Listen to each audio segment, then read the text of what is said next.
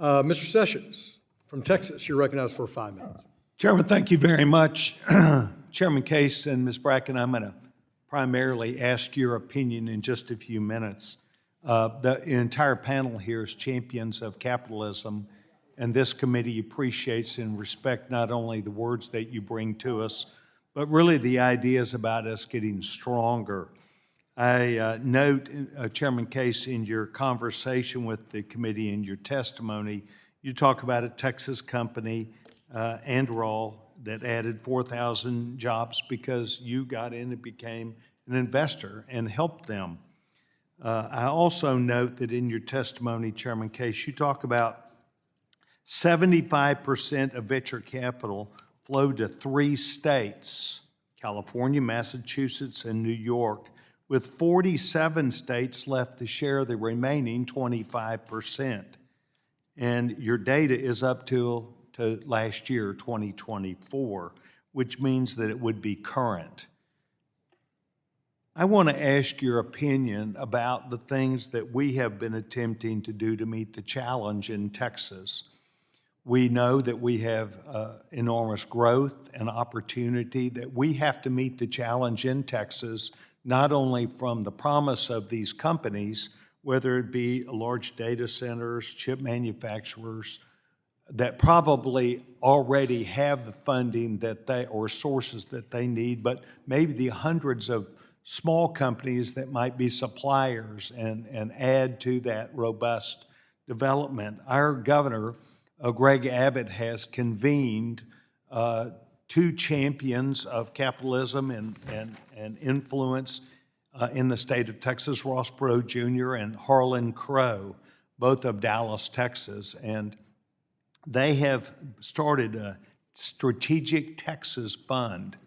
It has the balance of the support of government through the governor of the state of Texas, and then the entrepreneur leaders. We've always heard if business leaders lead, others can follow. Can both of you take in the 2 minutes and 40 seconds left and give us perhaps a 1-minute analysis about things that you've learned about doing this that may help them be successful, things that might be important for me as a member, and give us your viewpoint about Texas trying to break into that outside of the 25% with 47 other states.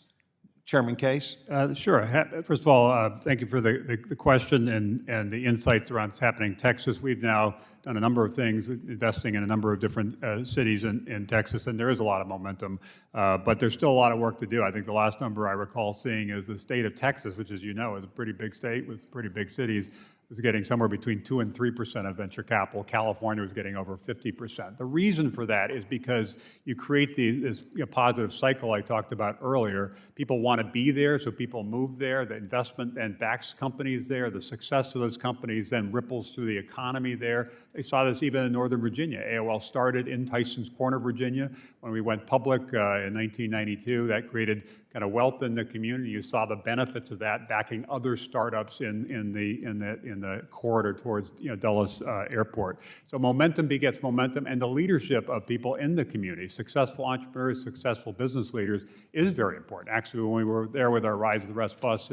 in Texas, Harlan Crow hosted us for an event, and we've also spent time with Ross Perot Jr. People like that stepping up to say we need to do more to support entrepreneurs in our communities. We don't want them to leave to go someplace else. We want them to stay, and if they did leave, we want them to come back, and we want to create a sense of possibility in our community so people really do believe they can start and scale a significant company here. Thank you. Ms. Bracken?